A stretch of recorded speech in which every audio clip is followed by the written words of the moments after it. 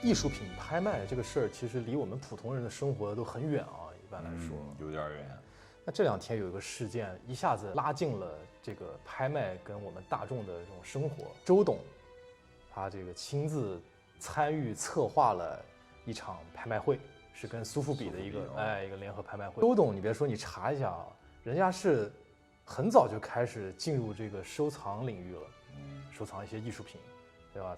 他其实最早是喜欢一些古董钢琴啊、古董家具，后来开始慢慢的收藏，像毕加索他都有藏。他策划这场拍卖会里面领拍的一件就是美国的当代艺术家叫巴斯奎亚，然后这个作品呢，他当年是同时上了这个《时代周刊》，对他的这个杂志封面，这里面呢也不乏一些展品里面不乏一些大家的作品。接下来还有 Frank Stella 1978年的作品。我记得我也有他的一张1958年的作品在我的 music video 里面，那首歌里面呢也有2张 Richter 的作品，刚好这次拍卖也有 Richter 1983的作品，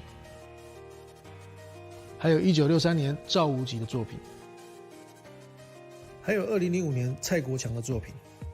整个的娱乐圈的这些明星啊，他们其实很多人对艺术品这个东西都很感兴趣，也是趋之若鹜，可以说。对，其实或者说是收藏，或者说是爱好，然后或者说是创作，可能都会有的。对，除了开火锅店，比较能数得上的，像那个华谊兄弟的，对，王中军，他早年好像是有收藏过梵高和毕加索的画，对吧？2个亿还是4个亿，我忘了。我先挣他1个亿。超级高水平。说到收藏，不能不提的就是陈老师。陈老师，不过他好像更多的这些联系是一些潮流艺术家。对啊 ，cos 应该说他把 cos 带进了整个中国的这个娱乐圈吧，大家都会看人手得有一件 cos 的东西。那 cos 也不便宜啊。你有吗？我是当年有想买过他优衣库的 T 恤。陈老师他其实不光是玩收藏，他自己也玩艺术。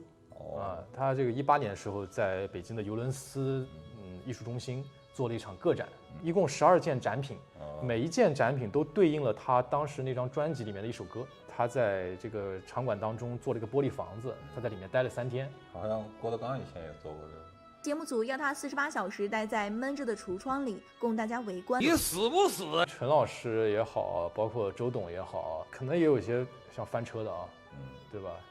比如说像江一燕，当年那个事件也是受到了网民的群嘲。对，这个翻车的点主要在于不是说你玩艺术或者说去爱好这个东西，而是在于说你把这个东西叠加到你的人设上面去标榜这个东西，我觉得可能就有点过了。对，你比如说。就你营销的痕迹太对，你比如说像窦唯，这个就是大家都知道，不管是音乐，然后各方面都是非常有才气的一个人。他也画画，他也在搞创作，然后他只是觉得这个东西是他的另一种表达方式。没错，而且他甚至他自己曾经都说过，说我的画也不卖也不展。所以这点我就还挺佩服，像我最近了解到这个刘玉玲。Lucy Liu， 他这个演技已经是1等1的了。对，真的你还不知道他私下里他是一个艺术家，而且这个我还真不知道，而且是已经做到非常成熟了，是吧？对，你不论从他的画作也好，包括他这2年开始去做一些装置的这种创作的延伸，都能看出来他对艺术的这种认真的态度，包括他的这样的灵性。你看这2年，这个周春芽的《绿狗》这个作品，就你在很多的明星家里面都能看到。那不乏可能他们其中一些是真的喜爱，但你细想的话，我觉得这个它是有一种跟风趋同的这样的一种审美的。对，他可能是把艺术看得更商品化。从好的方面来说，它不只是说我去买个包，我去买个车，我去买块表，是因为车表什么他们都买过了。鞋阿迪达的，裤子普希金的，衣裳克林顿的，皮带叶利钦的。